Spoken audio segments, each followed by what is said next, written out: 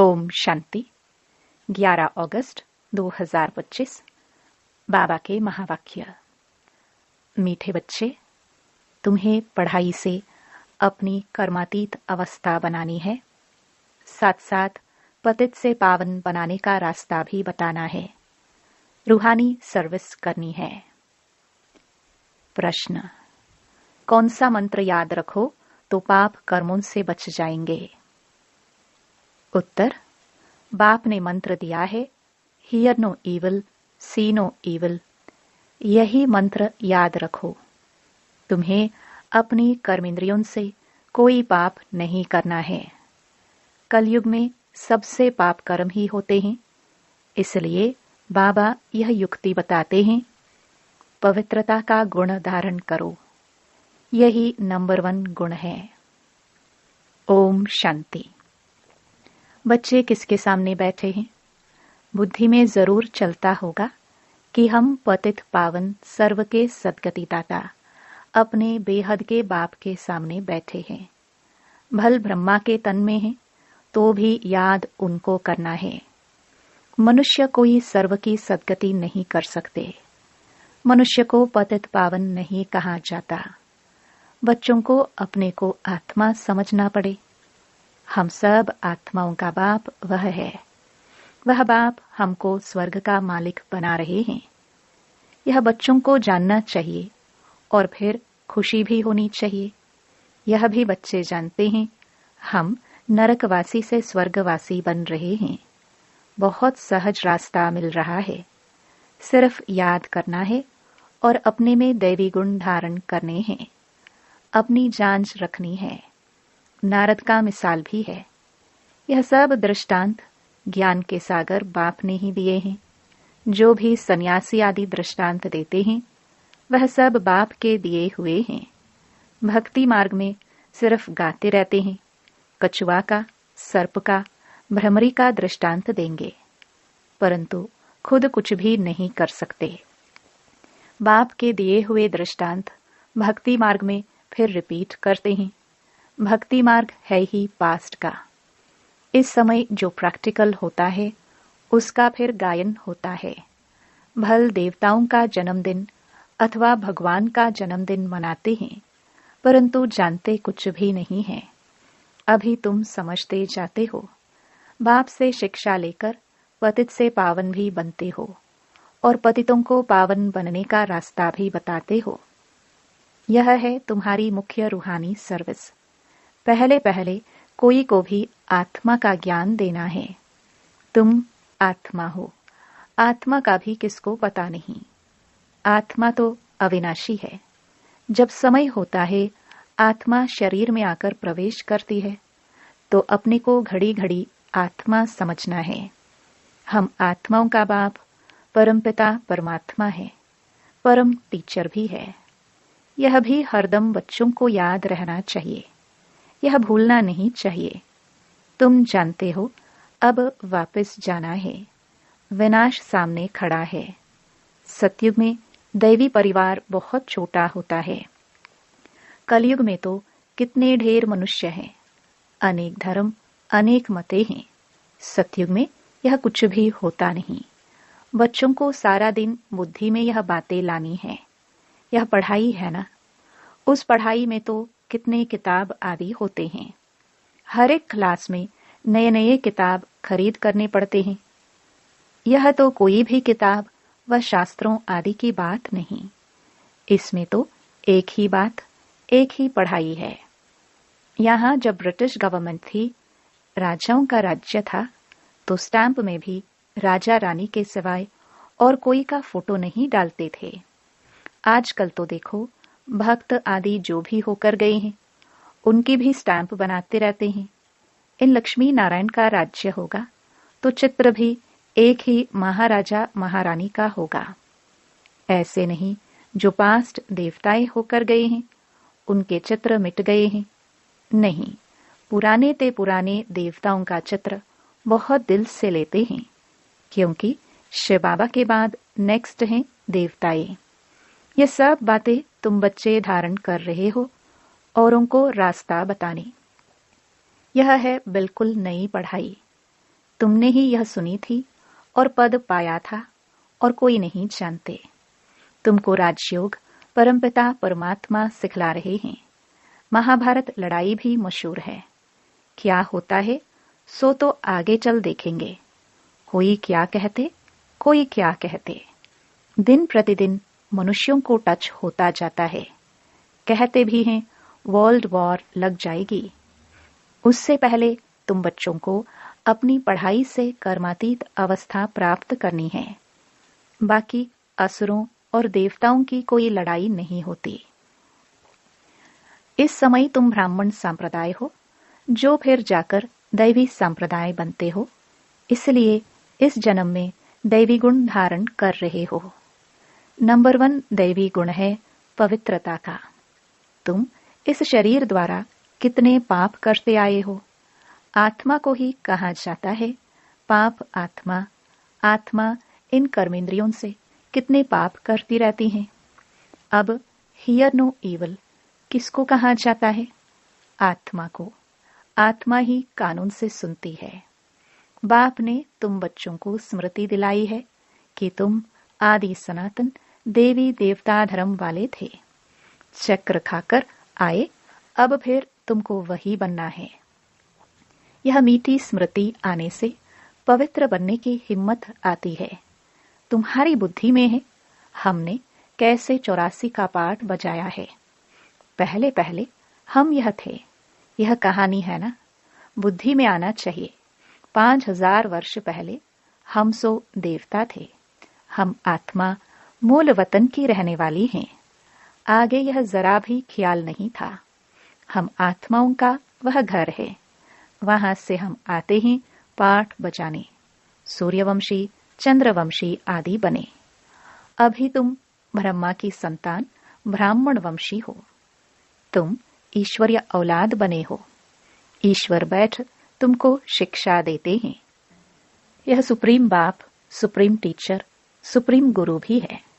हम उनकी मत से सब मनुष्यों को श्रेष्ठ बनाते हैं। मुक्ति जीवन मुक्ति दोनों श्रेष्ठ है। हम अपने घर जाएंगे, फिर पवित्र आत्माएं आकर राज्य करेंगी। यह चक्र है ना, इसको कहा जाता है स्वदर्शन चक्र। यह ज्ञान की बात है। बाप कहते हैं तुम्हारा यह स्वदर्शन चक्र रुकना नहीं चाहिए। फिरते रहने से विक्रम विनाश हो जाएंगे। तुम इस रावण पर जीत पालेंगे। पाप मिट जाएंगे।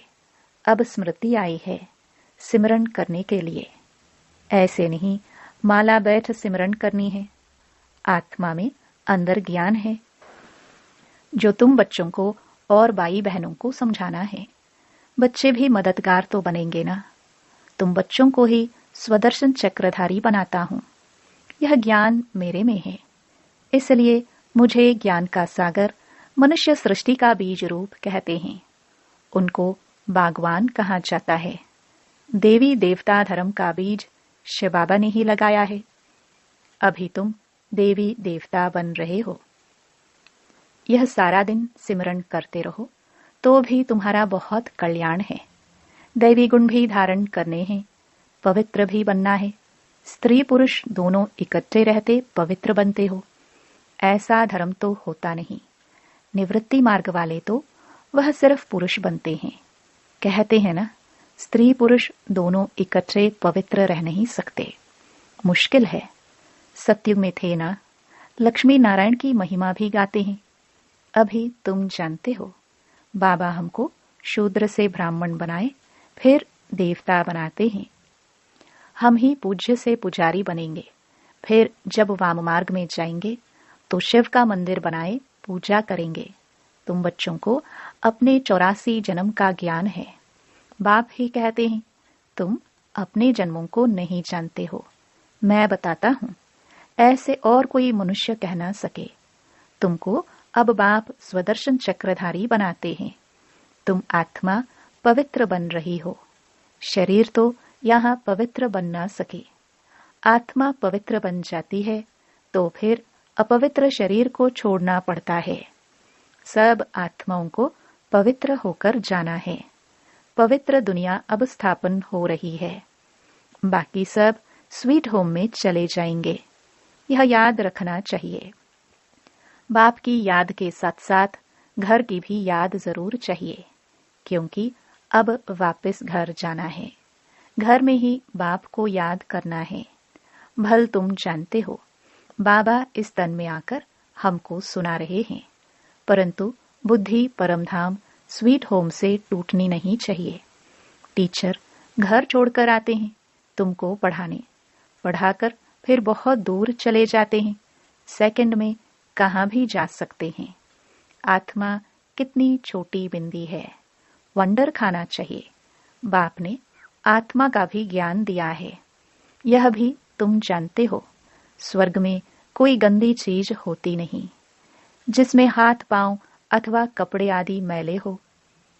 देवताओं की कैसी सुंदर पहरवाइश है। कितने फर्स्ट क्लास कपड़े होंगे। धोने की भी दरकार नहीं। इनको देखकर कितनी खुशी होनी चाहिए। आत्मा जानती है भविष्य 21 जन्म हम यह बनेंगे। बस देखते रहना चाहिए। यह चित्र सबके पास होना चाहिए। इसमें बड़ी खुशी चाहिए। हमको बाबा यह बनाते हैं। ऐसे बाबा के हम बच्चे फिर रोते क्यों हैं? हमको कोई फिक्र थोड़े ही होना चाहिए। देवताओं के मंदिर में जाकर महिमा गाते हैं। सर्वगुण संपन्न अच्युतम केशवम, कितने नाम बोलते जाते हैं। यह सब शास्त्रों में लिखा हुआ है, जो याद करते हैं। शास्त्रों में किसने लिखा? व्यास ने। या कोई नए नए भी बनाते रहते हैं।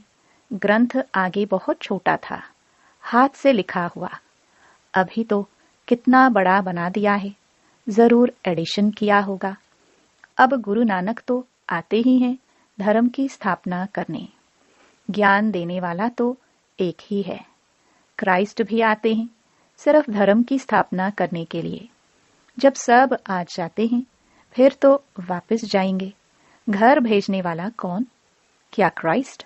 नहीं, वह तो भिन्न नाम रूप में तमो प्रधान अवस्था में है। सतो रजो तमो में आते हैं ना। इस समय सब तमो प्रधान है। सबकी जर्जड़ीभूत अवस्था है ना। पुनर्जन्म लेते लेते इस समय सब धर्म वाले आकर तमो प्रधान बने हैं। अब सबको वापस जाना है जरूर। फिर से चक्कर फिरना चाहिए। पहले नए धर्म चाहिए जो सतयुग में था। बाप ही आकर आदि सनातन देवी देवता धर्म की स्थापना करते हैं। फिर विनाश भी होना है। स्थापना, विनाश, फिर पालना। सतयुग में एक ही धर्म होगा। यह स्मृति आती है ना। सारा चक्र स्मृति में लाना है। अभी हम 84 का चक्र पूरा कर वापस घर जाएंगे। तुम बोलते चलते स्वदर्शन चक्रधारी हो। वह फिर कहते कृष्ण को स्वदर्शन चक्र था, उनसे सबको मारा। अकासुर बकासुर आदि के चित्र दिखाए हैं, परंतु ऐसी कोई बात है नहीं। तुम बच्चों को अभी स्वदर्शन चक्रधारी बनकर रहना है, क्योंकि स्वदर्शन चक्र से तुम्हारे पाप कटते हैं। आसुरीपना खत्म होता है। देवताओं और असुरों की लड़ाई तो हो न सके। असुर हैं कलयुग में, देवताएं हैं सतयुग में, बीच में है संगम युग। शास्त्र है ही भक्ति मार्ग के। ज्ञान का नाम निशान नहीं।